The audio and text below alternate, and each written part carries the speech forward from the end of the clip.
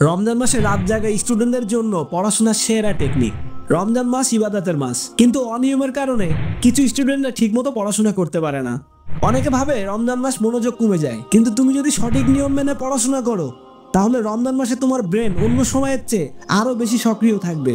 আজ আমি তোমাদেরকে এমন একটা স্টাডি রুটিন দেব যা ফলো করলে তুমি রোজা, ইবাদত আর পড়াশোনাকে সঠিকভাবে ব্যালেন্স রাখতে পারবে। আর পুরো ভিডিও দেখলে আমি তোমাকে এমন এক স্পেশাল স্টাডি হ্যাক বলবো যা তোমার স্পিডকে 10 গুণ বাড়িয়ে দেবে। রমজান মাস শুধু রোজার জন্য নয়, এটা নিজেকে বদলানোর মাস। এই এক মাস যদি তুমি ব্যবহার করো তাহলে শুধু আমলই নয়, পড়াশোনাতেও তুমি অনেক ভালো কিছু করতে পারবে এবং অনেক দূর এগিয়ে যাবে। কারণ রমজান মাসে একটা ভালো কাজ করলে তার সওয়াব 70 গুণ বেড়ে যায়। তাছাড়া এই মাসে চারপাশ পরিবেশ অনেক শান্ত থাকে, মানুষ গীবত, নিন্দা, খারাপ কাজ থেকে দূরে থাকে।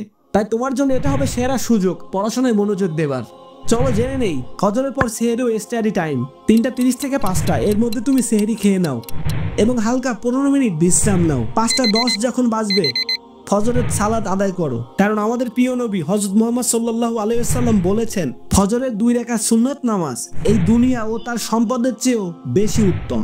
তাই অবশ্যই ফজরের নামাজটা পড়বে। 5:30 থেকে 7:30 কঠিন বিষয়ে পড়ো, গণিত, বিজ্ঞান, ইংরেজি, গ্রামার, পদার্থবিজ্ঞান, এই বিষয়গুলো পড়ো। ফজরের পর পড়ার অনেক সুবিধা, তখন ব্রেন একদম ফ্রেশ থাকে, তাই কঠিন বিষয়গুলো খুব সহজে মনে থাকে, কারণ তখন পরিবেশও অনেক শান্ত থাকে, ফলে একাগ্রতা বাড়ে। 7:30 থেকে 8:30 10 মিনিট বিশ্রাম নাও, তারপর আবার পড়া চালিয়ে যাও।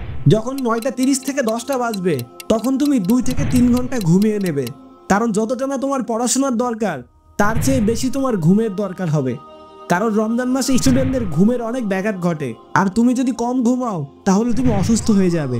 দুপুর 12টা, ঠিক যখন 12টা বাজবে তুমি ঘুম থেকে উঠবে। ঘুম থেকে উঠার পর সকাল থেকে দুপুর অবধি তুমি যে পড়াশোনাগুলো পড়লে এই পড়াগুলোকে 20 মিনিট ধরে রিভিশন দাও, যেন পড়াগুলো তোমার ভালোভাবে মনে থাকে। 12:30 এবার জোহরের প্রস্তুতি নিয়ে নাও, জোহরের নামাজ আদায় করো।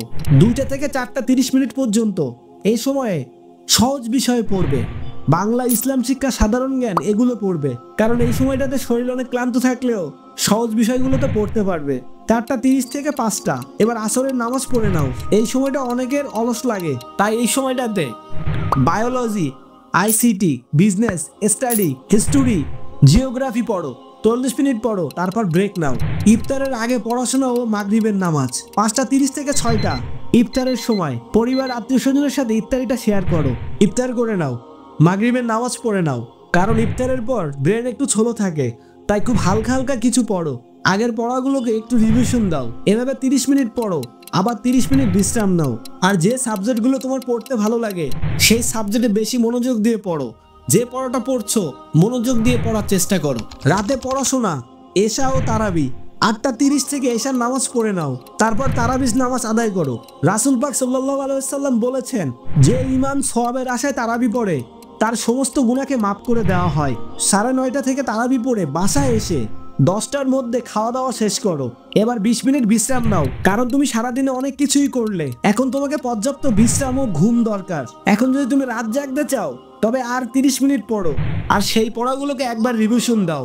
রাত 10:30 থেকে 11টার মধ্যে ঘুমিয়ে পড়ো। 5 ঘন্টা ঘুম তোমার জন্য যথেষ্ট। তুমি এই রুটিনটা ফলো করতে পারলে ইনশাআল্লাহ তোমার রোজা, নামাজ ও পড়াশোনার মধ্যে পারফেক্ট ব্যালেন্স থাকবে।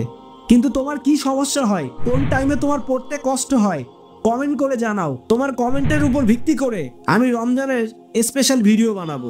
সবাই ভালো থাকবে, সুস্থ থাকবে। আজকের মতো এখানে বিদায় নিচ্ছি। Thanks for watching.